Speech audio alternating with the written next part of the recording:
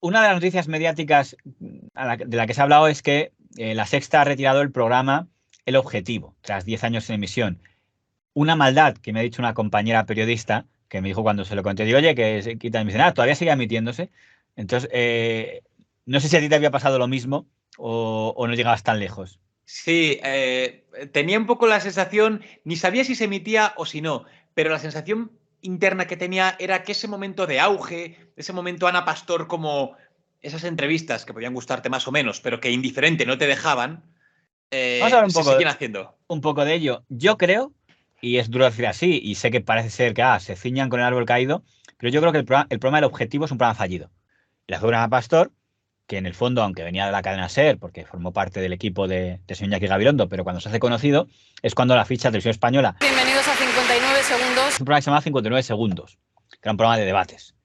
Y ahí lo presentó primero Mamen Mendizábal y luego Ana Pastor, que es cuando conocimos a Ana Pastor. Bueno, ya veis cómo están las cosas 2 años y medio después, decíamos, con la investigación del 11M. Bueno, Ana, yo ante todo quiero darte la bienvenida como veterano en estas lides. Nos han dicho que mandas mucho, espero que seas... Mando bien, más que mucho mando bien. En todo caso, una mandona benévola. Donde tenía que ponerse firme ella para que los tertulianos...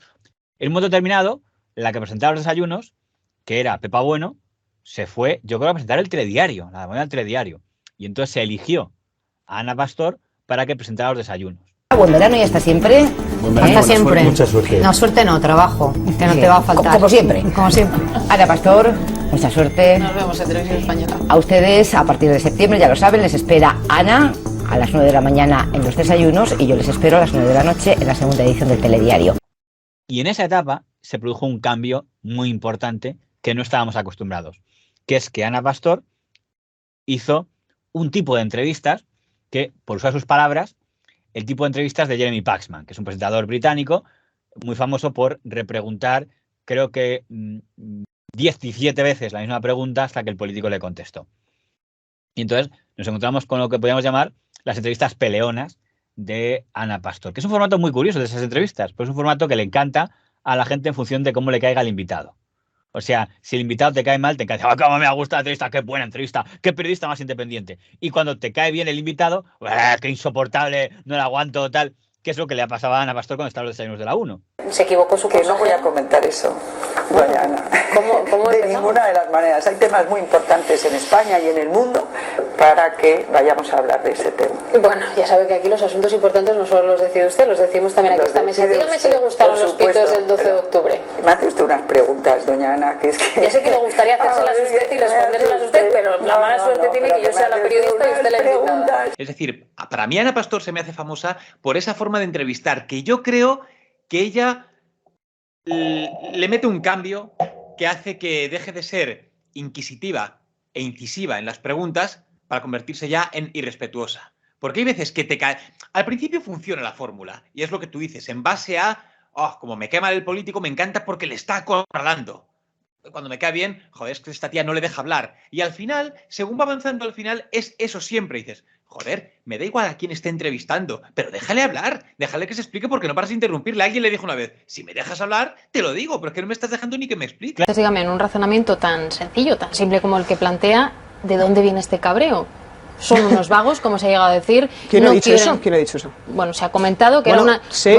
Esperanza Aguirre no los llamó vagos, pero tuvo que rectificar. Ningún concepto. Sí, pero reconózcame que tal y como dijo la frase, luego tuvo que rectificar, pero déjeme que le diga. Bueno, pero es que decirnos que hemos llamado vagos a los docentes... yo no he dicho que usted, lo que digo es que Esperanza Aguirre tuvo que rectificar y usted lo sabe. En cualquier pero no caso, les llamo vagos. En cualquier caso. Claro, el problema que había ahí es que el debate, y sé que a ella le molesta mucho cuando se lo dicen, había un debate ahí de lo importante de esta entrevista es lo que va a decir el político o lo que tú le estás diciendo a la cara.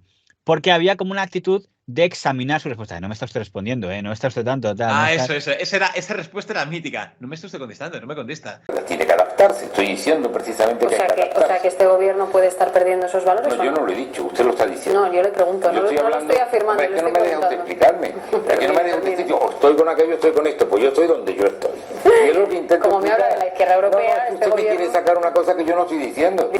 El señor Guerra, que se enroca en la respuesta sobre la sucesión yo digo lo que pienso. No, me ha dicho que no va a hablar, eso no es decirme lo que piensa. No, he dicho que no estoy en eso. Por eso digo, eso no es decir lo que piensa, que no está en eso. Claro. Dices, que me acuerdo que José Bono, que decía, pero me está usted examinando, esto es un examen y usted es la señora Rottenmeier, que le dijo, entonces, que le soltó ahí a... Que yo aquel día, cuando Bono lo hizo y salió mucha gente diciendo, yo aquel día le costaba con Bono, porque realmente dices, oye... Los que ayer eran miserables, hoy son miserables. Sí, pero no entramos en una valoración ética, sino legal. No, yo le he dicho en mi valoración. Legal, sí, pero yo le pido una valoración de otro tipo, política y legal, no ética, que es obvio que quien ha participado no de ese tipo de asuntos. Pero yo es que en mis valoraciones políticas la ética está muy al lado, ¿no? Y la ética está unida a la política, pero en lo legal las leyes son las que son. Dígame, ¿qué Partido Popular Gracias espera por la elección, dígame.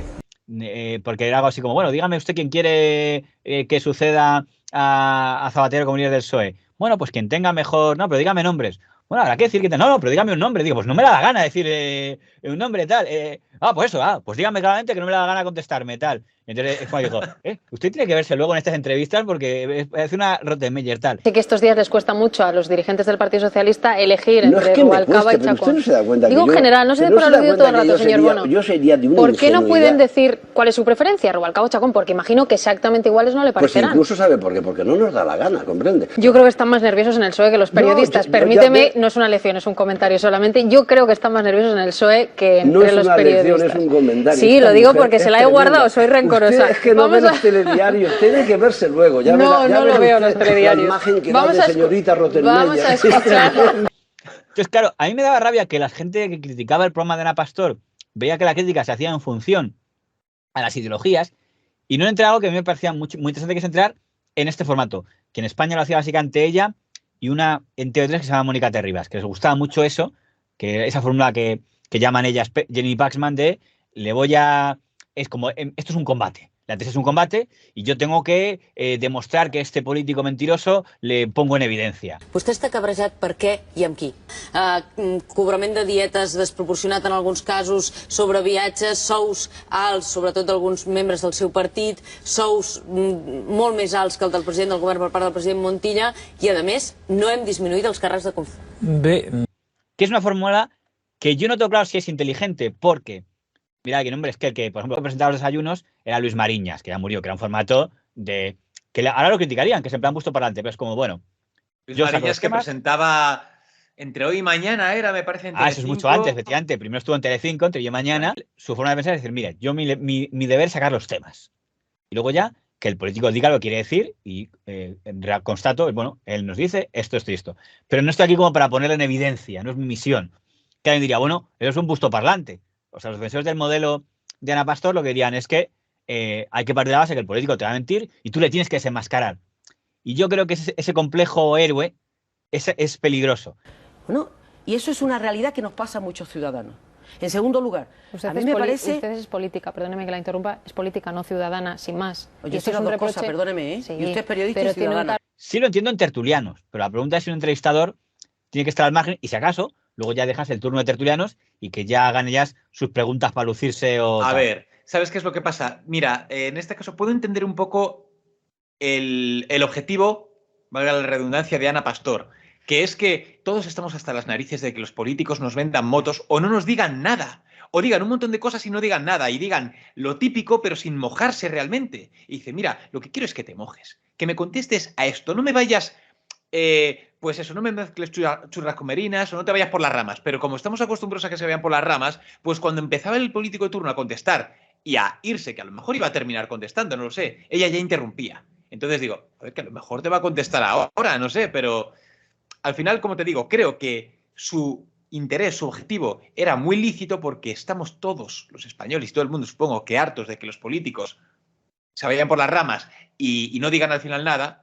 Pero ella creo que se pasaba demasiado. Claro, las entrevistas a veces eran muy espectáculo, sobre todo porque había un tipo de políticos que les encantaba. O sea, por ejemplo, una política como doña Esperanza Aguirre, le encantaba, ya se remangaba y decía, hizo algún artículo en Prensa Digital que era duelo de prepotentes, a ver quién era más de las dos, la más prepotente, porque además iban muy a matar a las dos. Pero si a mí me encanta debatir, si lo sabe usted, siempre debato con usted. No se me enfade, si yo ya sabe que hago preguntas. Yo me enfado. No me hable de alegatos, yo soy periodista solo. Vamos a ver una frase que hacía... muy bien, pero usted me trae a mí para que yo responda o me trae a mí para hacer sus alegatos. No.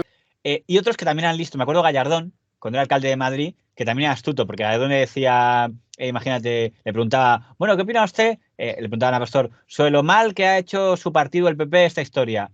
Y decía Gallardón, A mí me parece que el PSOE se ha equivocado y decía, ya, perdone, le he preguntado porque por su partido, no por el PSOE. Y decía, pero ¿me deja usted que critique al PSOE? Y claro, se queda el pastor, digo, te acaba de jorobar, porque ahora lo que respondas es un titular. Si dices, no, contra dirá, Ana Pastor no permite a Gallardón criticar al PSOE. Dice que sí, es Ana Pastor anima a Gallardón a criticar al PSOE. Digo, qué zorro, aunque ya se haya retirado. Digo, este era, sin ser tan broncos como Aguirre, también era zorro astuto el Gallardón. ¿Por qué es importante para entender el objetivo esto? Porque, ¿qué ocurre con Ana Pastor? Que cuando gana el Partido Popular, Mariano Rajoy gana las elecciones, era evidente que iba a salir, y además hizo una jugada muy lista a los de Televisión Española PP, que es no echarla. Es decir, te quitamos el programa, porque tuvo ya que pedir la baja. Con lo cual se fue sin un duro. Si a ella la despide el PP, le hubiera tocado una pasta. Claro. Digo, no te despedimos, a pasillo. Que eso es una jugada... estaba buscando algo para ella. De hecho, el director de informativos que puso el PP, que no me acuerdo cómo se llamaba, dijo, no, estamos buscando algo para ella, lo que pasa es que aún no lo habíamos encontrado.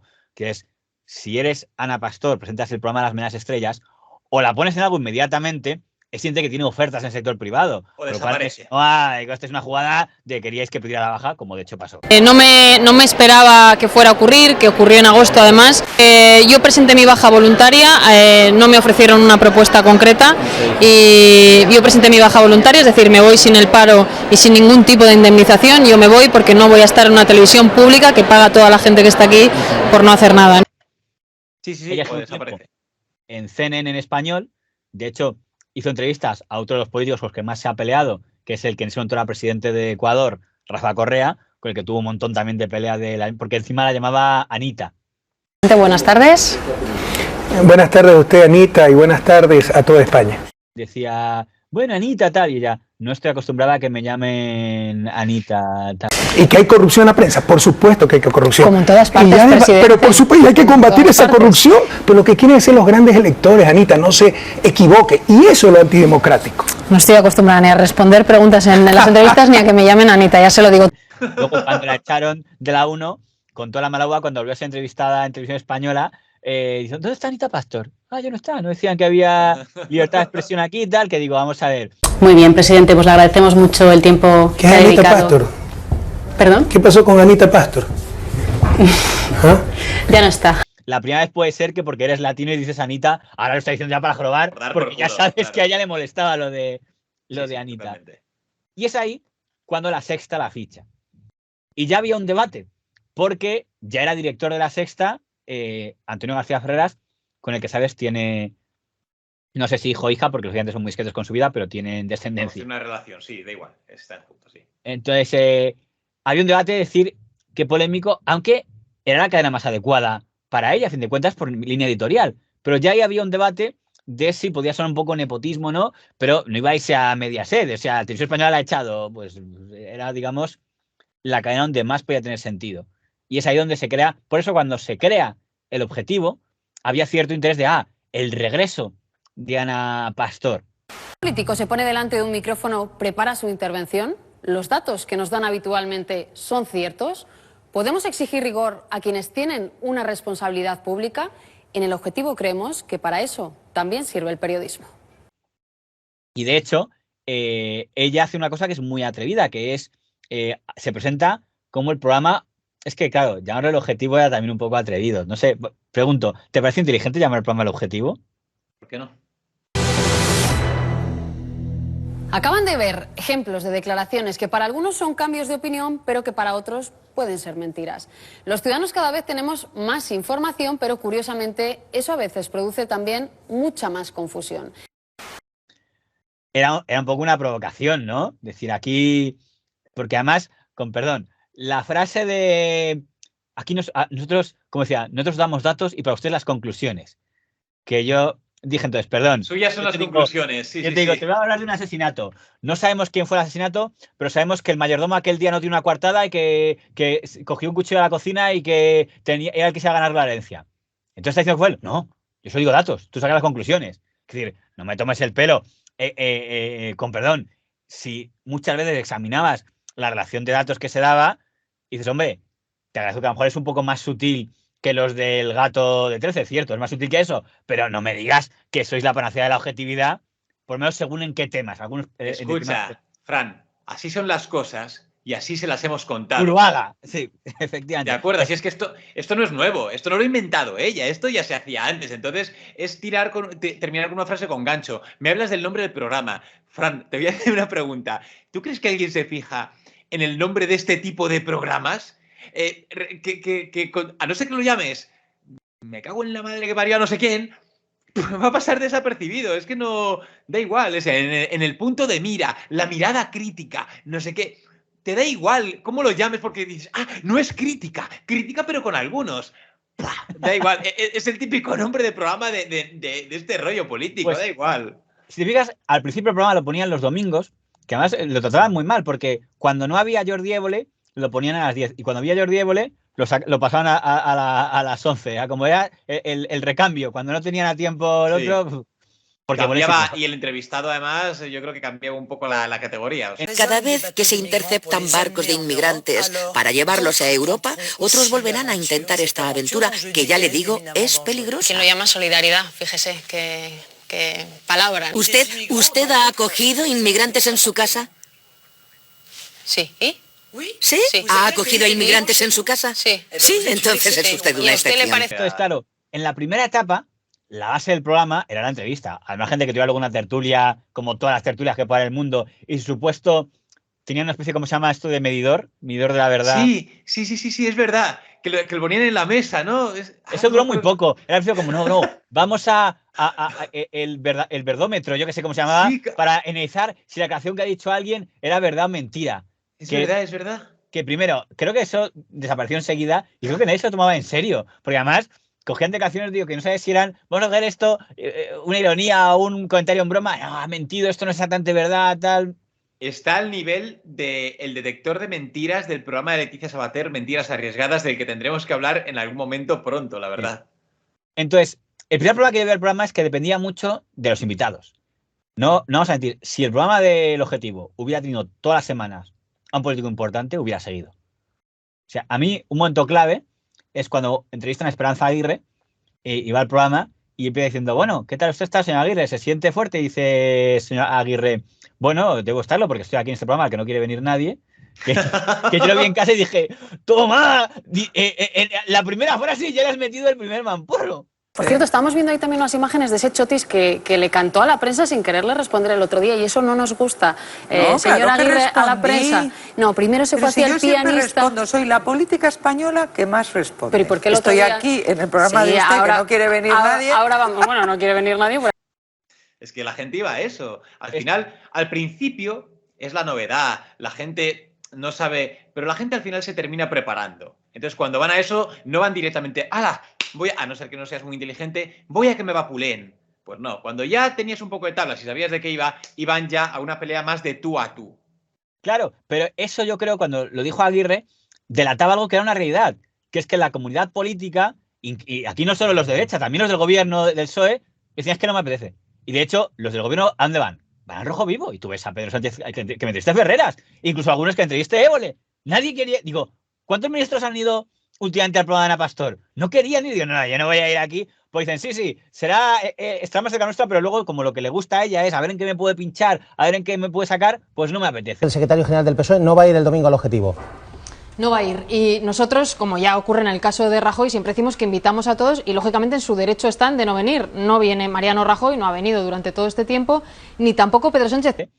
Seguramente Ana Pastor y sin duda habrá llamado a todos los miembros de la ejecutiva de Vox, a Abascal, a Ortega, porque sabe que eso hubiera petado una audiencia. Pero evidentemente dice, sí, hombre, ¿te va a dar audiencia yo a ti? Nada, voy a mis amigos. Y estos van, los de Vox sí que no se mulas. Esos solo van a programas con suyos. Pero es que ni siquiera Feijóo, al que seguro que le habrá pedido una entrevista, ha ido. Tú dices, es muy complicado un programa que subas a la entrevista si al final no quiere ir nadie.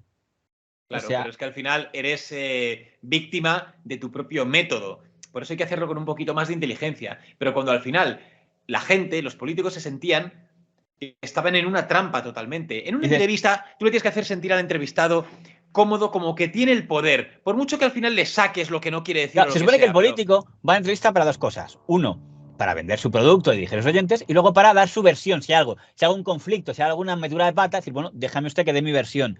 Pero yo creo que los políticos concluyeron esto es para que tú te luzcas. Y a mi costa no me apetece. No me apetece ir a un programa únicamente para que tú te luzcas y mañana digan todos, ¡oh, cómo le metió Pastor al ministro Ábalos! Y fíjate que Ábalos, cuando sale al gobierno, prefiere ir al programa de Risto Mejide y va a todo es mentira a contar su versión de los hechos, no al objetivo. Cuando las entrevistas se convierten... Una cosa están las entrevistas, baño y masaje, las que le hace, por ejemplo, el Cascabel y toda esta gente, pues a los de Vox, por ejemplo, y están las que son entrevistas que es te ato una silla y me lío a darte de leches. Pues al final, esa te quedas sin ningún tipo de público, ni de los tuyos ni de los que no son tuyos. Al final no va nadie. Presidente de la Generalitat. Bienvenido, presidente. Buenas noches, ¿qué tal? Perdone, pero aquí las preguntas las hago yo, que soy la entrevistadora, no usted. ¿Esto forma parte también, como siempre, para variar, del doble lenguaje? No, això era una manera de parlar. Una forma de hablar un mentiroso. Era una manera de parlar, no volem enganyar ningú. No? Simplement era una metàfora del procés. És una metàfora bastante horrible. Sap, en el procés, en el sentit que nosaltres volem que el poble de Catalunya... Señor Puigdemont, dejémoslo aquí, porque está claro que usted no quiere dar explicaciones. Entonces, pues, ha pasado lo que ha pasado. Entonces, en la última etapa, intentaron hacer algo, sabes que lo quitaron de los domingos, lo metieron me parece que los miércoles, otro día de la semana, y yo os vi que hacían como reportajes en exteriores, digo, esto parece Salvados, ¿no? Salían a Pastor, estamos aquí en la universidad tal, digo, anda, ahora sales de plató, digo, estás como intentando ebolizarte, a ver si haciéndolo como Évole, lo triste supongo para Ana Pastor era la comparación, pues no, es que la media de la cadena es muy baja, pero si hace Salvados lo que hacía, que nunca bajaba del 10, incluso con picos del 20, pues evidentemente una comparación muy dura, es decir, hombre... Ahora mismo Ana Pastor tiene un problema, porque creo que nadie en su sano juicio la querrá contratar para un programa de este tipo de entrevistas. Quiero decir, porque Ana Pastor se convierte en un antimán para políticos o ministros que quieran ir a entrevistas. Yo creo que Ana Pastor han de reciclarla. Y el reciclaje para Ana Pastor para mí es clarísimo. Métela en las tertulias. Métela. Ha ido a pinchar a todos. Su objetivo, el objetivo de Ana Pastor era... intentar sacar las declaraciones, le daba igual de qué signo político fueran, que no iban a dar en otro sitio. Ese era su objetivo. Claro, pero eso yo creo que no lo conseguía, porque al final sí conseguía demostrar que no querían decir. O sea, voy a poner, o sea, lo que decía Ana Pastor muy bien es pongo en evidencia tu, ¿cómo se llama esto? Lo que pueden decir o no pueden decir, su argumentario. Voy a poner en evidencia que de esto quieres hablar y que de esto no puedes hablar. Claro. Eso lo hacía. Y que claro, digo, mira, me queda claro que el tema este puede decir hasta aquí y de ahí no va a pasar porque son un poco como robotejos. De Podemos, la crisis de Podemos. Usted está poniendo algunos ejemplos. A veces da la sensación de que las crisis de Podemos también son culpa de la prensa. No sé si a usted le llega gente que le dice, bueno, las crisis de Podemos las contamos de la misma manera. Usted tiende a la generalización. Supongo que no le gusta que digamos que todos los políticos son iguales y que usted es igual al resto. Habla de los medios de comunicación, habla de todos los empresarios. Efectivamente. En esto, sin embargo, creo que por desgracia hemos sido como el resto de los partidos políticos. Lo acaba de hacer ahora mismo. Ha dicho los medios de comunicación, los empresarios. Ahora bien, dar una exclusiva poca, porque claro, están tan defensiva que nadie va a contarte, uy, pues recuerdo que ayer no estaban ya todos súper preparados de... Es más, ya creo que hasta estudiarían. Hasta aquí... Meter a Ana Pastor de tertuliana, que quede camuflada entre otros tertulianos y que ella, evidentemente, sepa que ya no es el gallo del corral y quien puede manejar. Hay que hacer una cosa para ser justo. Ana Pastor en la última temporada no era solo presentadora, se metió en el mundo de los productores, porque ella que era una neutral, que inicialmente era un digital para verificar datos, se convirtió también en una productora. Y de hecho, por un éxito que ella habrá tenido, ha hecho algún documental que ha funcionado muy bien. Por ejemplo, que hizo el caso Ponferrada, que está creo que en Netflix, tal, creo que no le habrá ido mal en cuanto a clics, o por lo menos tuvo bastante repercusión. Entonces, me preguntaba un compañero periodista, ¿crees que la pueden meter ahora en televisión española? Porque ahora justo hay elecciones, tal. Y yo dije, lo veo complicado, porque entiendo que ya va con PAC, va con productora. Y no creo que en este momento televisión española vaya a permitir un programa informativo que lo haga neutral, porque ya no, esto tiene que hacer gente de dentro. Lo mismo que dijeron a Cintora cuando le echaron porque decían, pues Cintora era una productora externa, que fue la excusa para cargarse a Cintora. Entonces, como dices tú, sería más, en cambio, cogerla de tertuliana, incluso te digo, en espejo público, es que no les cuesta nada, la tiene allí. Entonces dices, lo pueden hacer ya mismo, mañana puedo aparecer allí y puedo aparecer con quien presente ahora los sábados en La Sexta. Otra cosa es que ella quiere jugar, no, yo soy productora y lo que quiere hacer es proponer un nuevo programa, bueno, pues que le eche un poco Ella decide si quiere estar detrás de la pantalla o delante, y ya está, es su decisión. Pero si quiere estar directamente, quiere estar en la propia televisión, dentro, en programas, yo creo que ya como presentadora, a día de hoy, es imposible. ¿Sabes que lo de Maldita Hemeroteca se creó allí? O sea, fue una sección, inicialmente era una sección que hacían dos compañeros míos, a los que admiro mucho, hemerotequistas, en El Objetivo, Julio Montes y Clara Jiménez, y cuando monta Neutral es cuando se produce el divorcio, porque esto es una cosa muy interesante, muy atrevida, que es que dice, no queremos hacer una empresa en la productora, queremos hacer una asociación sin ánimo de lucro. Creo que es Maldita Hemeroteca, o como Maldito Bulo, como se llame ahora. Sí. Y entonces ella decía, pues quiero que os integréis en Neutral. Dice, y entonces dijo Ana Pastor, pues si no os integráis, fuera. Y entonces por eso se produjo la separación. Pero digo, no son dos empresas. Neutral es una empresa. Maldito Bulo, Maldita Hemeroteca es una asociación sin ánimo de lucro. Hizo una que es maldita.es directamente, creo que yo en su lugar no sé lo que hubiera hecho, porque al final lo cómodo era quedarte un Neutral, porque Neutral era el paraguas de A3 Media. Y aquí estos quisieron jugar, no, queremos jugar a montar una asociación y ver hasta dónde llegamos. Te digo una cosa, se agradece. Se agradece que haya gente que todavía tiene ideales, que no ideología, ideales, y que sabe de qué va esto, lo que hemos hablado en otras piezas. Se trata de informar, ni más ni menos. Veo que no ve la Sexta, pero en cualquier caso le invito a hacerlo. Sí, dígame, no va a dimitir Mariano Rajoy? Mira, hay líderes del partido. Sufrir con la Sexta, la verdad. Es lo que tiene contar la sentencia de Gürtel, ¿verdad, Ferreras? Eso es lo que cuenta contarla de forma manipulada. No voy a discutir.